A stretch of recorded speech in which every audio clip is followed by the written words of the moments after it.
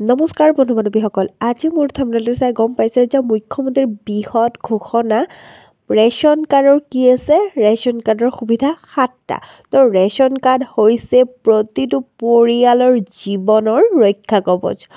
তো আমাৰ 7টা সুবিধা কি তো মুখ্যমন্ত্ৰীৰ প্ৰতিবেদনখিনি আপোনালোকে ভালদৰে জানি লওক তো বলক ভিডিঅটো আৰম্ভ কৰো অৰুণোদয়ৰ বাবেও গাঁওবুঢ়াৰ সাৰ্টিফিকেট বিচাৰি আছে মই আপোনালোকক এটাই কথা কৈছো যে অৰুণোদয়ৰ কাৰণে গাঁওবুঢ়া মৌজাদাৰৰ কোনো সাৰ্টিফিকেট নালাগে মাত্ৰ ৰেশন কাৰ্ডখন দেখুৱালেই হ'ব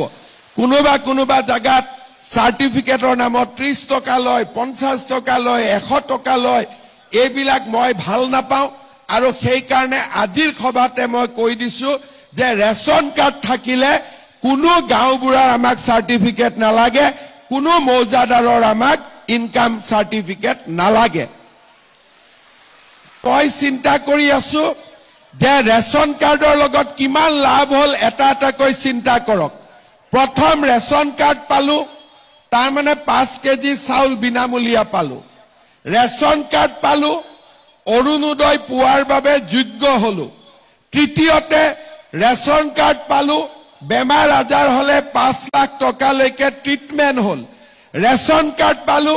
কোনো কামতে আৰু গাঁওবুঢ়া মৌজাদাৰৰ ইনকাম সাৰ্টিফিকেট নালাগে আৰু লাষ্টত চেষ্টা কৰি আছো যে ৰেশন কাৰ্ডখনৰ জৰিয়তে দালি আৰু চেনিও যাতে কম দামত আমি কিনিব পাৰো গতিকে এখন ৰেশন কাৰ্ডৰ জৰিয়তে আমি কিমানখিনি উপকৃত হ'ব পাৰো আপোনালোকক তাৰ মই এটা উদাহৰণ দিলো তেওঁলোকে এতিয়া নিজৰ নাম অৰুণোদয় আঁচনিৰ বাবে গাঁও সভাত তেওঁলোকে দিব পাৰিব যদি ৰেশন কাৰ্ড নাথাকিলেহেঁতেন তেওঁলোকে অৰুণোদয় আঁচনি নাপালেহেঁতেন সেই কাৰণে আমি ততাতয়াকৈ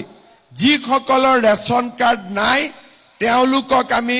ৰেশন কাৰ্ড দিয়াৰ ব্যৱস্থা কৰিলো এতিয়া ৰেশন কাৰ্ডখন পালে অৰুণোদয় পোৱাৰ ৰাস্তা মুকলি হয় লগতে ৰেশন কাৰ্ডখন পোৱাৰ লগে লগে প্ৰধানমন্ত্ৰীৰ আয়ুষ্মান ভাৰত মুখ্যমন্ত্ৰীৰ আয়ুষ্মান অসম এই দুটা আঁচনিৰ জৰিয়তে আমি মেডিকেল কলেজ নাৰ্ছিং হোমত চিকিৎসাৰ বাবে বছৰি 5 লাখ টকালৈকে আমি বিনামূলীয়া চিকিৎসা পাব পাৰো আমাৰ ঘৰত যদি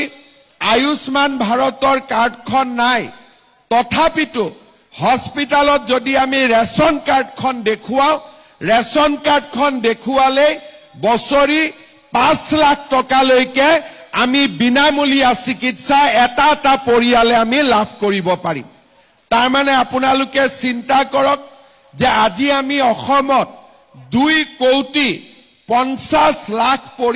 ব্যক্তিক আমি ৰেশন কাৰ্ড দিছো আৰু সকলোৱে যদি বছৰি 1 লাখ টকাৰো মেডিকেলত ট্ৰিটমেন্ট কৰে তেতিয়ালে চৰকাৰে কিমান টকা মেডিকেলত দিব লাগিব 2500 কোটি টকা আৰু ৰেশন কাৰ্ডখন হাতত থকা মানে কি যে আপোনালোকে বেমাৰ আজাৰ হলে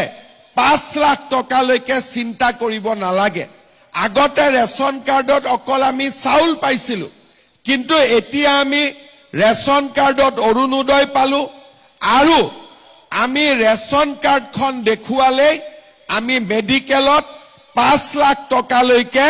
বিনামূলীয়া আমাৰ পৰিয়ালটোৱে বছৰি চিকিৎসা পাব পাৰিব ইয়াৰ পিছত ৰেশন কাৰ্ডখনৰ লাভ কি আমি সকলো কথাতে গাঁওবুঢ়াৰ সাৰ্টিফিকেট ল'ব লাগে মৌজাদাৰৰ সাৰ্টিফিকেট ল'ব লাগে